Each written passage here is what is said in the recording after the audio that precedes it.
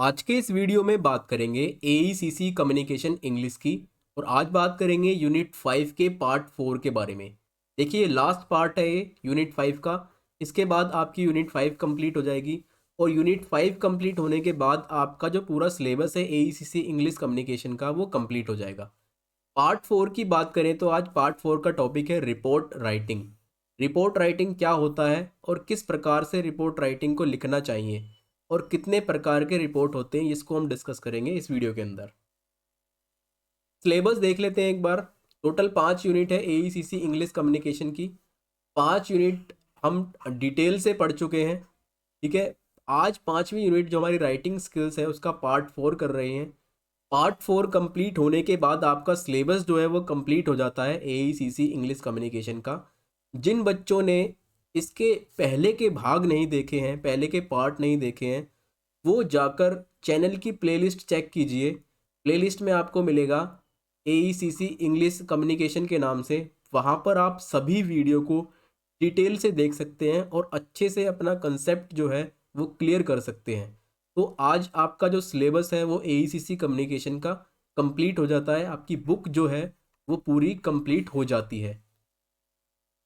Insta पे आप मुझे फॉलो कर सकते हो। आपकी कोई क्वेरी है, क्वेश्चन है तो यहाँ पर आप मुझसे पूछ सकते हो। यूज़र नेम आपके सामने है @एकलव्य स्नातक 1। जाकर आप टेलीग्राम पे सर्च कीजिए और इस ग्रुप को आप ज्वाइन कर लीजिए।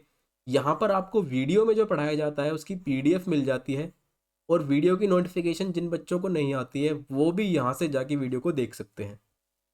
तो चलिए स्टार्ट करते हैं। रिपोर्ट। देखिए, report is a formal structure pieces of writing. Formal structure होता है औपचारिक खाका। रिपोर्ट औपचारिक खाका है राइटिंग का, यानी लिखने का एक औपचारिक खाका है। That usually presents the finding of some research and inquiry and information gathering. देखिए, ये एक औपचारिक खाका है, लिखने का एक औपचारिक खाका है जिसको हम आम तौर से प्रयोग करते हैं रिसर्च लिखने के लिए। कोई रिसर्च लिखनी है, कोई इंक्वायरी करने के लिए, इंक्वायरी लेने के लिए या इंक्वायरी देने के लिए, या फिर किसी सूचना को प्राप्त करने के लिए हम इसका प्रयोग करते हैं। Report can be various types. Reports जो है वो कई प्रकार की हो सकती है, लेकिन मोटी मोटी हम बात करें तो रिपोर्ट को दो भागों में देखा जाता है। तो ब्रॉड कैटेगरीज होती है रिपोर्ट की जिनमें हम रिपोर्ट्स को काउंट करते हैं। एक होती है हमारी शॉर्ट रिपोर्ट यानी छोटी रिपोर्ट, और एक होती है हमारी लॉन्ग रिपोर्ट। लॉन्ग रिपोर्ट की बात करें तो देखिए, ऑल प्रोजेक्ट्स रिपोर्ट्स, जितने भी प्रोजेक्ट हम जब करते हैं व्यावसायिक तौर पर, बिजनेस के तौर पर, जो भी हम प्रोजेक्ट कंप्लीट करते हैं उनमें हम जो भी रिपोर्ट बनाते हैं वो लॉन्ग रिपोर्ट के अंदर आती है, लॉन्ग रिपोर्ट की कैटेगरी के अंदर आती है। Visit to industries. देखिए, जो भी इंडस्ट्री की विजिट होती है, एग्जाम्पल के लिए मैं आपको बताऊं तो CA जब विजिट करता है किसी इंडस्ट्री की, ऑडिट करता है, तो वो रिपोर्ट बना के देता है, ठीक है। तो ये सभी हमारी लॉन्ग रिपोर्ट के पार्ट होते हैं। जो भी बिजनेस कंसर्न्स रिपोर्ट होती है, यानी व्यावसायिक तौर पर जो भी कंसर्न्स होते हैं उनको एक रिपोर्ट में तैयार किया जाता है। ये सभी लॉन्ग रिपोर्ट के पार्ट होते हैं। शॉर्ट रिपोर्ट की बात करें तो शॉर्ट रिपोर्ट को हम सबमिट करते हैं एक लेटर के तौर पे, यानी एक लेटर के तौर पे, और अ मेमोरेंडम फॉर्मेट। मेमोरेंडम होता है किसी को ज्ञापन देना। ज्ञापन देना होता है किसी को कोई चीज़ बताने के लिए हम उस फॉर्मेट का यूज़ करते हैं, तो उसे कहते हैं मेमोरेंडम फॉर्मेट। तो इसे कहते हैं शॉर्ट रिपोर्ट और इसे कहते हैं लॉन्ग रिपोर्ट। अब देखिए, स्टेप राइटिंग ऑफ रिपोर्ट, यानी जब हम रिपोर्ट लिखने के लिए जाते हैं तो क्या क्या स्टेप है, क्या क्या कदम है जो हमें पता होने चाहिए, जिनका हमें ज्ञान होना चाहिए, जिसके हिसाब से हम रिपोर्ट को बनाते हैं। तो सबसे पहले बात करते हैं, be clear about the purpose of report writing. देखिए, जब भी आप रिपोर्ट लिखने के लिए जा रहे हैं तो सबसे पहले आप ये क्लियर कीजिए, या ये चीज़ आपको पता होनी चाहिए कि रिपोर्ट लिखने का पर्पस क्या है, यानी उद्देश्य क्या है रिपोर्ट लिखने के, लक्ष्य क्या है रिपोर्ट लिखने का, एम्स क्या है, ऑब्जेक्टिव क्या है। ये सभी चीज़ें हमें पता होनी चाहिए। उसके बाद हम किसके लिए रिपोर्ट लिख रहे हैं, फॉर व्हाट, क्यों हम रिपोर्ट लिख रहे हैं, एंड हाउ, और हम रिपोर्ट को कैसे लिखेंगे। ये तीन चीज़ें हमें पता होनी चाहिए, यानी किसके लिए हम रिपोर्ट लिख रहे हैं, क्यों हम रिपोर्ट लिख रहे हैं, और कैसे हम उस रिपोर्ट को लिखेंगे। ये सभी चीज़ें जो लिखने वाला है उसको क्लियर होनी चाहिए बाय द राइटर। उसके बाद नेक्स्ट स्टेप होता है to collect appropriate material required including facts and data. उसके बाद जब हमें ये तीन चीज़ें पता चल जाती है कि पर्पस क्या है रिपोर्ट लिखने का, क्यों लिख रहे हैं, कैसे हम लिखेंगे, किसके लिए हम लिख रहे हैं, उसके बाद हम अ, तथ्यों को एकत्रित करते हैं। ठीक है, तथ्यों को एकत्रित करेंगे, फैक्ट्स को एकत्रित करेंगे, जो भी फैक्ट्स होंगे। ठीक है, उसके बाद ये मटेरियल होते हैं रिपोर्ट बनाने के। इन मटेरियल जो रिक्वायरमेंट है हमारी रिपोर्ट की वो यही होती है फैक्ट्स और डाटा। फैक्ट्स और डाटा जितना एक्यूरेट होंगे, जितने ठीक होंगे, उतनी ही अच्छी आपकी रिपोर्ट बनेगी, उतनी ही विश्वसनीयता आपकी रिपोर्ट में होगी, प्रामाणिकता होगी, विश्वसनीयता होगी। तो ये सभी चीज़ें होती है टू प्रिपेयर अ रिपोर्ट। ठीक है, इन चीज़ों का कलेक्शन कर लेंगे। उसके बाद choose appropriate medium of language. Language की बात करूँ तो यहाँ पर लैंग्वेज का मतलब है भाषा। यानी जब भी हम रिपोर्ट बना रहे हैं तो रिपोर्ट बनाने वाले और रिपोर्ट प्राप्त करने वाले के बीच जो भाषा है वो एक समान होनी चाहिए, अर्थात दो लोगों को वो भाषा समझ में आनी चाहिए।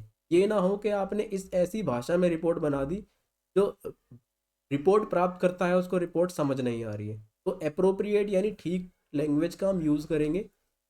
उसके बाद choose simple words rather than the complex words. जब भी हम रिपोर्ट्स बनाने के लिए जा रहे हैं तो हम सिंपल, जितने ज़्यादा हो सके सिंपल शब्दों का प्रयोग करेंगे जो कि रिपोर्ट प्राप्तकर्ता को समझ में आ सके, rather than complex word. Complex words वे वर्ड्स होते हैं जो अपने आप में कठिन होते हैं, या ये कह सकते हैं कि उनके दो अर्थ निकल सकते हैं।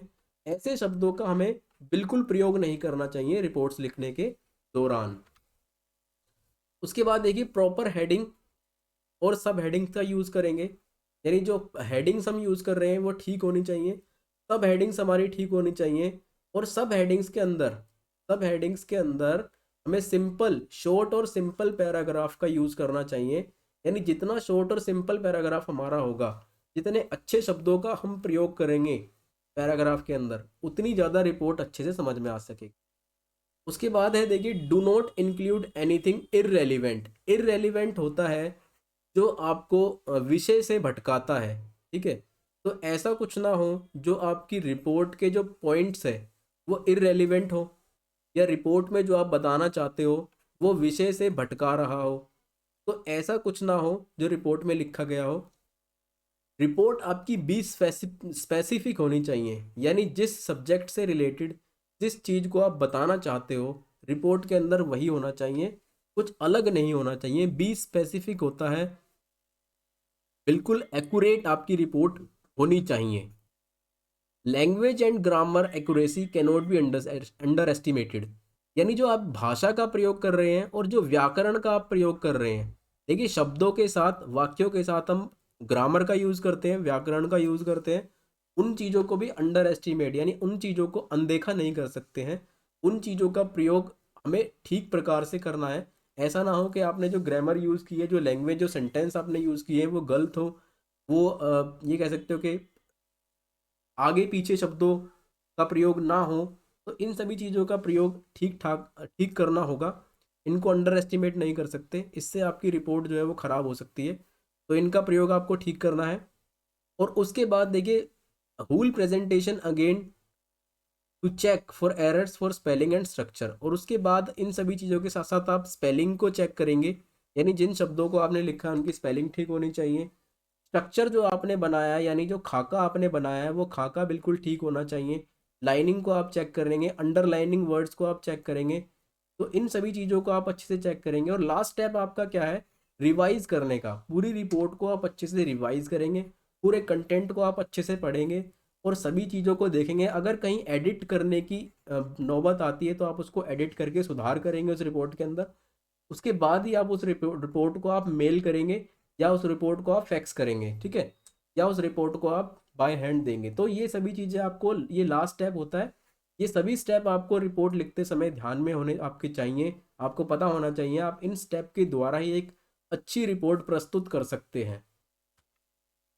मैंने यहाँ पर आपके लिए एक एग्जाम्पल लिया है आपको दिखाने के लिए किस प्रकार से रिपोर्ट जो है वो बनाई जाती है।